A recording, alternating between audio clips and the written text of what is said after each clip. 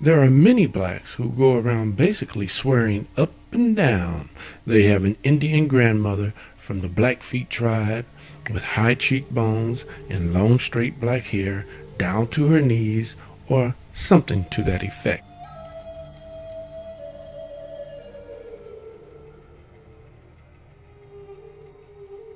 Imagine my surprise when I discovered Native Americans in my family, and the connection was less than amicable, with the people being oppressed, not necessarily the Indians.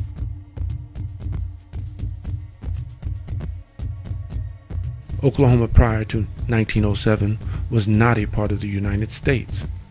But when the so-called Five Civilized Tribes fought with the Confederacy during the Civil War, and Oklahoma is still considered Little Dixie, it is amazing the story of my ancestors is usually left out of the conversation.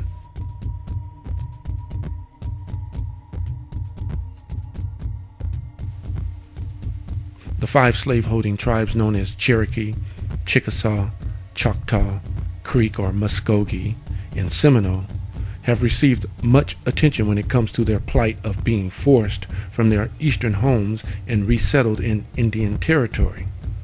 What is almost always left out of this sad tale is the fact that thousands of African and African native people in chattel slavery cried along the same trail under the whip and in chains. My family story is a part of the trail of blood and tears, and hopefully one day it too will become told as part of being black in America.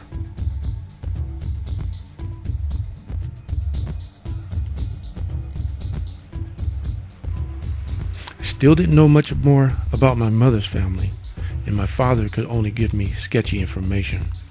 My mother passed in 1980, and what I knew about her family was Uncle JB, who lived in San Francisco, and whenever he visited, it was always a good time.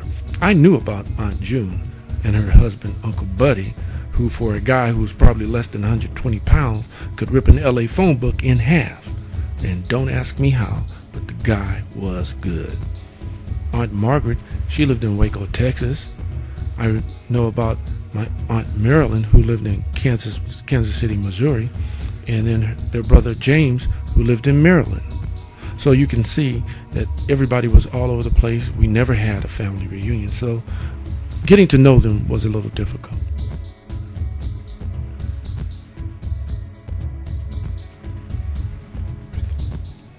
My father's house was broken into, and the place was left disheveled and in a wreck.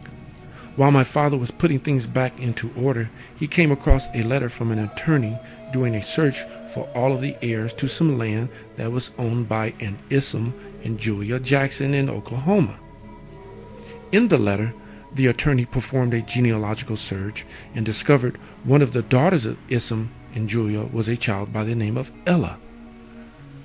Ella, it turns, was the wife of Matt Freeman, and they were the parents of my grandfather, Joe Freeman. Doing my research of Betty and the Ligons, I would always gather any information on the Freemans and any Joe Freeman I came in contact with, in hopes that one day I would be able to connect the dots.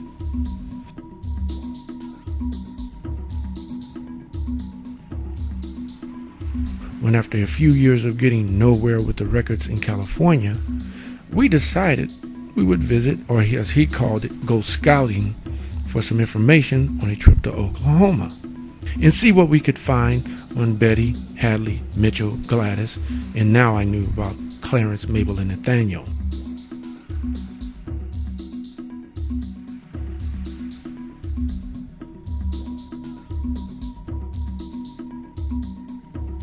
I was talking with my father about once a week over the phone and basically conducting interviews to gather whatever memories he had of his childhood. Like most black folks in the South, my father talked about Jim Crow, sharecropping, and having no formal education.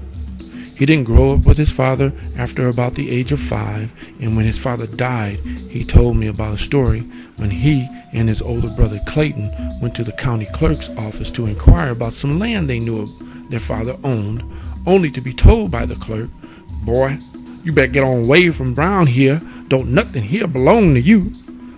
This obviously left them both with a bit of hatred for the South, and it developed a sense in them both that Oklahoma was not a place they wanted to live or raise a family. We have a wealth of information to tell us about our ancestors, and I have to consider myself as one of the lucky ones. It is because of the very nature of their relationship to the Choctaw and Chiickasaw tribes that both my maternal grandfather and paternal grandparents left a record that allows me to know them to some degree. Of all of my great-grandparents, clearly Betty Ligon's story is the most compelling. She was the daughter of a Chickasaw man named Robert Howard Love and an enslaved woman named Margaret Ann Wilson. Betty was the lead litigant in a lawsuit by approximately 1,500 to 2,000 individuals who demanded to be enrolled as citizens of the Choctaw and Chiickasaw nations as quote-unquote citizens by blood.